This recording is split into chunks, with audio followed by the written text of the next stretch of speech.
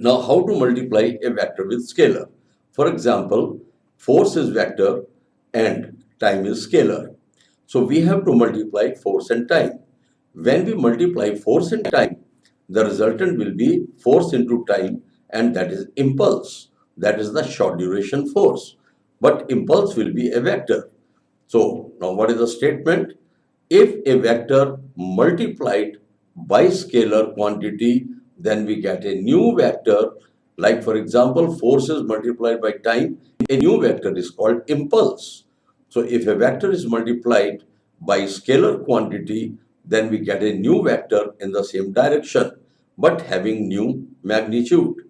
That is equal to scalar quantity multiplied by the magnitude of the vector quantity. Now, you can observe from the figure, so these vectors are given and the resultant value is 3a. Now, what is unit vector? A unit vector having unit magnitude, it is used to denote the direction of a given vector. So, unit vectors can be represented by I, j, k. I is the unit vector along x-axis, and similarly, j will be the unit vector along y-axis, and k will be the unit vector along z-axis. So we can transform the axis as you like. This is an arbitrary choice. Now vector addition. Now we have to add two vectors. So in this, the best example is the law of triangle of forces.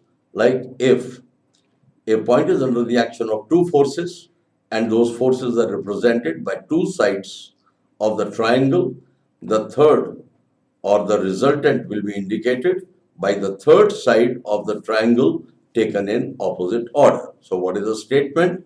Now the same statement can be given in another word.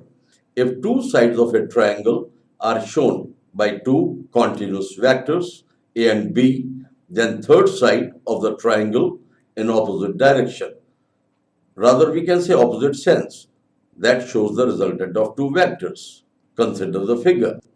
In the left figure, a and b are indicated as two vectors, and in the right figure, vector a and vector b represents two sides of the triangle, and third side is OC, that is the resultant, that is taken in opposite order. That is, the arrow will be pointing towards C, and A and B are supposed to be the continuous vectors meeting at C. So vector C will be equal to vector A plus vector B. These vectors can be two forces which are represented by the sides of the triangle. Now, we can write it algebraically. That is, vector OC will be equal to sum of vector OA and AC, and that will be equal to vector C, and vector C will be equal to vector A plus vector B.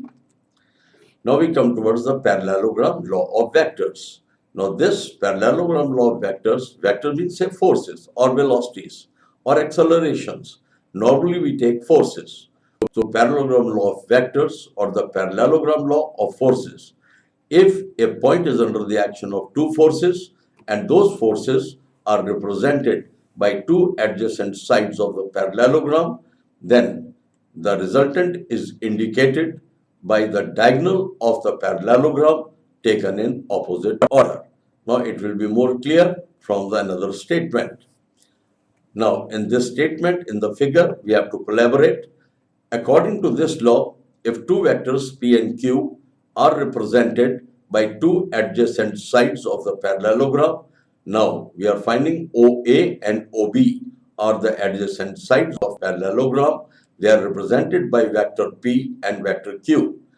They are inclined at angle theta, and R is the resultant of the vectors P and Q taken in opposite order. So, if two vectors P and Q are represented by two adjacent sides of parallelogram, both pointing outwards as shown in the figure, then the diagonal drawn through the intersection of the two vectors represents the resultant R. So it is clear from the figure, we have taken AM is equal to Q cos theta. We have applied trigonometrical calculations to the triangle AMC. Now in AMC, we are finding that side opposite to angle theta is MC, and AC is representing hypotenuse, AM is representing the base. So AM over Q.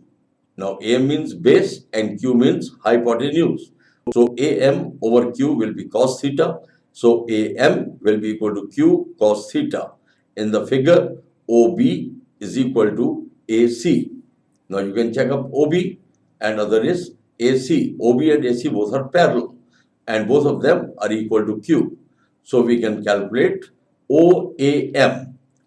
OA will be P and AM will be Q cos theta. So OAM means OA plus AM, and that is found to be P plus Q cos theta. Now from triangle OCM, as clear from the figure, we have applied Pythagoras theorem. OC square will be equal to OM square plus CM square, and we can put them in terms of vector, and finally we have come to conclusion that P plus Q cos theta whole square plus Q sin theta whole square, we expand by the function A plus B whole square, that is A square plus B square plus 2AB. So by doing this, we'll come to the conclusion that P square plus Q square cos square theta plus 2PQ cos theta plus Q square sin square theta. Now we can find the diagonal of the parallelogram, that is R square, and that will be P square plus Q square plus 2PQ cos theta. Then we take the square root, and that will be the magnitude of resultant vector R. Now magnitude of the resultant vector is indicated by P square plus Q square plus 2PQ cos theta under root. If we wanted to find the tangent of phi, then tangent will be, that is perpendicular over base. So we have put the values, and by calculation it will become Q sin theta over P plus Q cos theta. So if we wanted to find the value of phi, we have to take the inverse function. So phi is equal to tan inverse Q sin theta divided by P plus Q cos theta, angle of resultant vector with P. Now there are certain important results, like if theta is 0, it means P is parallel to Q and resultant will be maximum, and that maximum value is the sum of the two vectors P and Q. Then another result is that if theta is 180 degrees, it is anti-parallel, then minimum resultant will be the modulus of the difference of two vectors, that is P minus Q. Modulus of P minus Q can be written as simply P minus Q. Now, another part is that if theta is 90 degrees, then P is perpendicular to Q, and the resultant will become A square plus B square under root, and tan phi will become Q over P. For all these things, you can refer to the figure.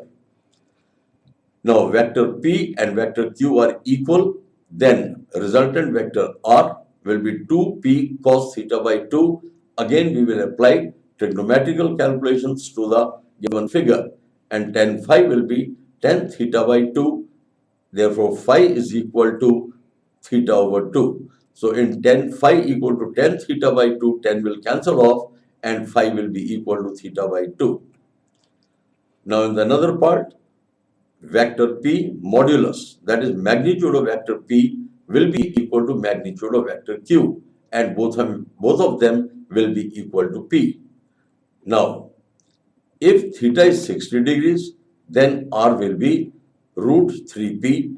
If theta is 90 degrees, then R will be root 2P. And if theta is 120 degrees, then resultant and vector P will become equal. The component of a vector along another vector. So if there are two vectors at a point, we can resolve a vector into two components. One of the component is called the horizontal component, in which we use cosine of the angle. Other will be the vertical component, and in that we use the sine of the angle. And angle is always between the two vectors. So two vectors A and B are shown in the figure below. To get the component of B along A, shift B parallel to itself and made it co-initial with A. Now draw a perpendicular from B to OA and let it meet A at M. Theta is the angle between the two vectors A and B. the component of B along OA will be OB cos theta. But if it would have been along the perpendicular side, then it would have been in terms of sine theta. So if theta is 0, OM will be maximum. But if theta is 90, then OM will be 0.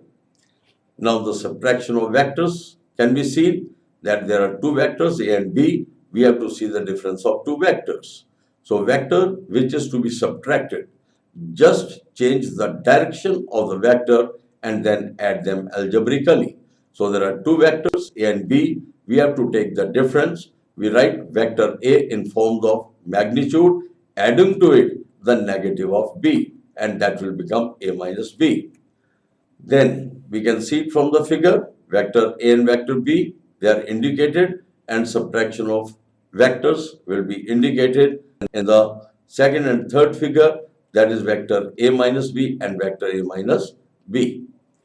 Now, in the given example, A is equal to 3i plus 2j minus k and B is equal to I plus j plus 3k.